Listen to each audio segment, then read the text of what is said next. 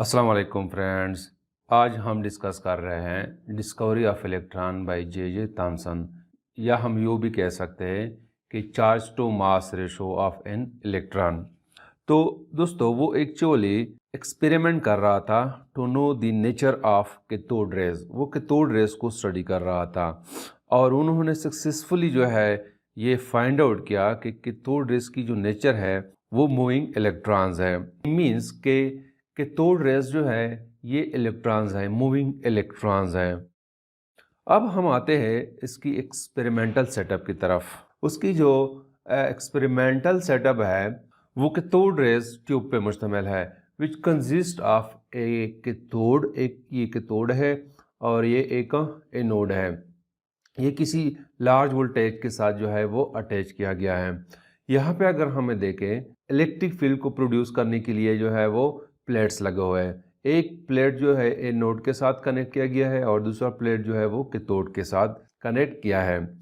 और magnetic field को produce करने के लिए मैग्नेट्स जो है यूज़ किए गए। एक पोल उसका ये है और एक पोल उसका ये है। और इलेक्ट्रिक फील्ड और मैग्नेटिक फील्ड जो है वो दोनों perpendicular to the cathode rays होते हैं। यानी यहाँ से जो है कैथोड रेज निकलते हैं और इस एनोड में जो है वो स्मॉल होल होता है। इस नोड की तरफ जो है वो एक्सेलरेट होते हैं और इस होल के थ्रू जो है वो यहाँ से निकल के यहाँ पे फ्लोरेसेंस स्क्रीन लगा हुआ है, इसके साथ जो है वो टकराने लगते हैं।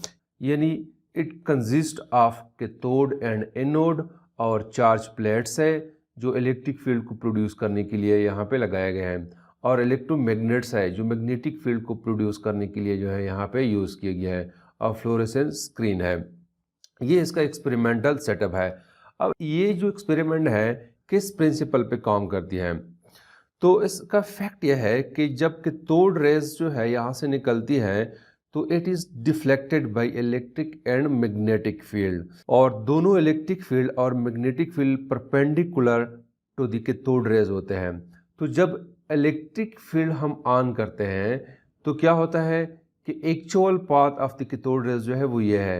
जब इलेक्ट्रिक फील्ड को हम ऑन करते हैं तो वो चूंकि अपर साइड जो है वो पॉजिटिव प्लेट है और नीचे नेगेटिव प्लेट है, तो ये इस डायरेक्शन में जो है वो डिफ्लेक्ट होते हैं। और फिर कैथोड रेज को वापस अपने पाथ पे लाने के लिए हम मैग्नेटिक फील्ड यूज करते हैं। इलेक्ट्रिक फील्ड की डायरेक्शन यो है और मैग्नेटिक फील्ड की डायरेक्शन यो है, तो जब हम दोनों एक साथ ऑन हो तो फिर भी कैथोड रेज जो है उसका जो ट्रेजेक्ट्री है, उसका जो पाथ है वो यो स्ट्रेट लाइन है। अब आते हैं कि जे थॉमसन ने E/m रेशो को कैसे फाइंड आउट किया है। तो उसके लिए जो है उन्होंने सबसे पहले किया गया कि यहाँ से जब कैथोड रेज निकले और कैथोड रेज यहाँ निकलने के बाद एनोड की तरफ एक्सेलरेट होते हैं और इस होल के थ्रू जो है वो इससे निकलते हैं। तो सबसे पहले वो क्या करते हैं कि ये इलेक्ट्रिक फील्ड जो है प्रोड्यूस करते हैं। जब इलेक्ट्रिक फील्ड प्रोड्यूस होता है तो इलेक्ट्रिक फील्ड इस कैथोड रेज पे फोर्स अप्लाई करता है। जब फोर्स अप्लाई करता है तो कैथोड रेज स्ट्रेट लाइन के बजाय वो इस पॉजिटिव प्लेट की तरफ ये जो है डिफ्लेक्ट होते हैं। अब ये डिफ्लेक्शन जो है ये शो करता है कि ये जो कैथोड रेज है इस पे चार्ज है। अब कौन सा चार्ज है, चूंकि ये पॉजिटिव प्लेट की तरफ जो है वो डिफ्लेक्ट हो रहा है, तो इट मीन्स कि अगर ये पॉजिटिव प्लेट है तो ये जो रेज है दिस इज नेगेटिवली चार्ज। तो सबसे पहले जो है हम फाइंड आउट करते हैं कि ये इलेक्ट्रिक फोर्स कितना जो है इस पर अप्लाई होता है। तो दोस्तों, हमें पता है कि the force electric force applied on the cathode rays by this electric field is equal to F is equal to E into E। यहाँ पे जो स्मॉल e जो है ये चार्ज ऑन इलेक्ट्रॉन है और ये जो है इलेक्ट्रिक फील्ड है। और दोस्तों, हमें ये भी पता है कि electric field is equal to V/d। अब यहाँ पे दोस्तों V जो है this is the potential difference between this plate, और D जो है this is the separation between this two plates, यानी पॉजिटिव प्लेट और नेगेटिवली चार्ज प्लेट के दरमियान डिस्टेंस है। अब हम क्या करते हैं कि जो ऊपर वाला इक्वेशन है इसको हम इक्वेशन 1 का नाम देते हैं और इसको हम इक्वेशन 2 का नाम देते हैं। अब हम क्या करते हैं कि इक्वेशन 1 में इक्वेशन 2 को हम पुट करते हैं, then the force will be equal to charge on electron potential difference and separation between the plates. इसको हम इक्वेशन 3 का नाम देते हैं। अब दोस्तों हम यहाँ पे यूज करते हैं Newton second law. According to Newton second law F is equal to ma।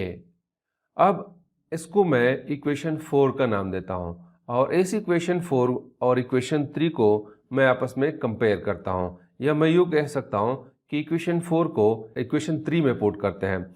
तो we will get ma is equal to charge on electron, electric potential and d which is the difference between the plates. तो इसको हम rearrange करते हैं, चूंकि हमें E/m ratio चाहिए, तो रीअरेंज करने के बाद we will get E/m is equal to a into d divided by v। इसको मैं इक्वेशन 5 का नाम देता हूँ। अब दोस्तों यहाँ पे we have to find this acceleration. चूंकि जो है वो एक्सेलरेट होते हैं, वो यहाँ से इस साइड पे आ जाते हैं। अगर वो स्ट्रेट लाइन है तो स्ट्रेट लाइन पे इसकी वेलोसिटी जो है वो v0 है, वो v0 है। तो यहाँ पे हम इसके ये एक्सेलरेशन फाइंड आउट करते हैं। तो एक्सेलरेशन को फाइंड आउट करने के लिए हम इक्वेशन ऑफ मोशन को यूज़ करते हैं।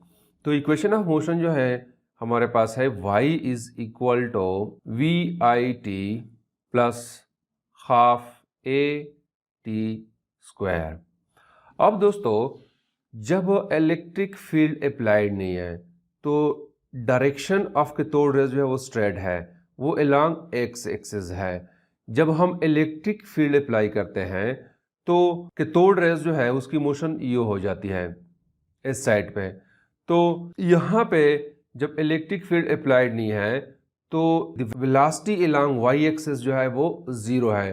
तो लिहाजा हम कह सकते हैं कि VI is equal to zero, यानी VI जो है वो वेलोसिटी है अलोंग वाई एक्सिस। और जब इलेक्ट्रिक फील्ड अप्लाइड नहीं है तो चूंकि कैथोड रे स्ट्रेट लाइन पे अलोंग एक्स एक्सिस जो है मोशन कर रहे हैं, तो लिहाजा वेलोसिटी अलोंग वाई एक्सिस जो है वो ज़ीरो है। तो इस इक्वेशन को हम यूँ लिख सकते हैं कि y is equal to VI चूंकि ज़ीरो है तो this is equal to half AT square. अब इसको हम रीअरेंज करते हैं। तो रीअरेंज करने के बाद चूंकि हमें एक्सेलरेशन चाहिए तो A is equal to 2y divided by t square. अब इसको हम इक्वेशन 5 में पुट करते हैं। तो पुट करने के बाद we will get E/m is equal to 2y/d divided by v into t square. इसको मैं इक्वेशन 6 का नाम देता हूँ। This is equation number 6। अब इस इक्वेशन में हमें t की वैल्यू चाहिए। t जो है वो टाइम है during which the particles are accelerated. तो t is equal to L into V0। L जो है वो लेंथ ऑफ दिस प्लेट है। चूंकि जब कैथोड रेज यहाँ पे इंटर होते हैं इस इलेक्ट्रिक फील्ड में तो यहाँ से उसकी डिफ्लेक्शन जो है वो शुरू हो जाती है, और V0 जो है उसकी वेलोसिटी है अलोंग एक्स एक्सिस।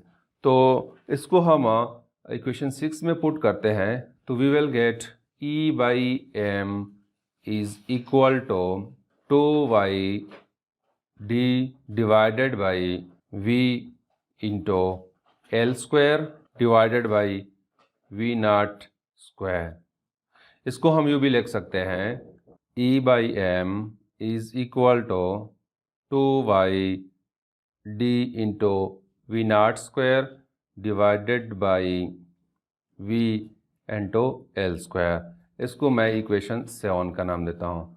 तो अब दोस्तों यहाँ पे हमें V0 की वैल्यू चाहिए, और मैंने बताया कि V0 वो वैल्यू है, वो वेलोसिटी है ऑफ कैथोड रेज जब इलेक्ट्रिक फील्ड अप्लाइड ना हो। अब चूंकि जब हमने इलेक्ट्रिक फील्ड अप्लाई की है तो कैथोड रेज जो है वो उसकी डायरेक्शन जो है वो यू है, इस साइड पे मूव कर रहे हैं। तो हमें V0 चाहिए। V0 जो है long x axis straight line है। तो अब इस रेस को दोबारा इस लाइन पे लाने के लिए, स्ट्रेट लाइन पे लाने के लिए हम मैग्नेटिक फील्ड अप्लाई करते हैं, और मैग्नेटिक फील्ड और इलेक्ट्रिक फील्ड दोनों परपेंडिकुलर हो टू दी कैथोड रेज। तो जब हम मैग्नेटिक फील्ड अप्लाई करते हैं तो तब जाके हम वी नॉट को फाइंड आउट कर सकते हैं। तो लिहाजा जब हम मैग्नेटिक फील्ड को अप्लाई करते हैं तो इलेक्ट्रिक फील्ड और मैग्नेटिक फील्ड चूँकि दोनों इक्वल होते हैं, इस कैथोड रेस को स्ट्रेट लाइन पे लाने के लिए तो हम यूँ लिख सकते हैं कि electric field the force applied on the cathode rays due to electric field should be equal to magnetic force के। तो हमें पता है कि electric is equal to charge on electron and electric field, और मैग्नेटिक जो है this is equal to E V naught into magnetic field. तो इसको हम रीअरेंज करते हैं, चूँकि हमें वी नॉट चाहिए तो V naught is equal to V divided by magnetic field into D. यहाँ पे ये ई और ये चार्ज एंड इलेक्ट्रॉन दोनों आपस में कैंसिल हो जाते हैं। अब इस वैल्यू को हम इक्वेशन 7 में पुट करते हैं। जब हम इक्वेशन 7 में पुट करेंगे तो we will get E by M is equal to 2y D into V square divided by L square B square into D square. अब हम क्या करते हैं, ये डी और ये स्क्वायर कैंसिल हो जाएंगे, ये स्क्वायर और ये कैंसिल, तो we will get E by M is equal to 2y V divided by L square B square into D.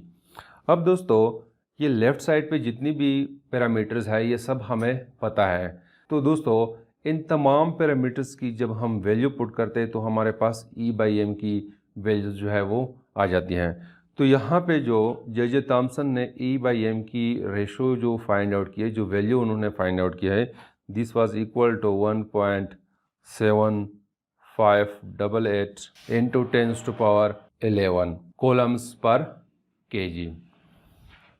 तो ये जो है ई बाई एम रेशो की वैल्यू है।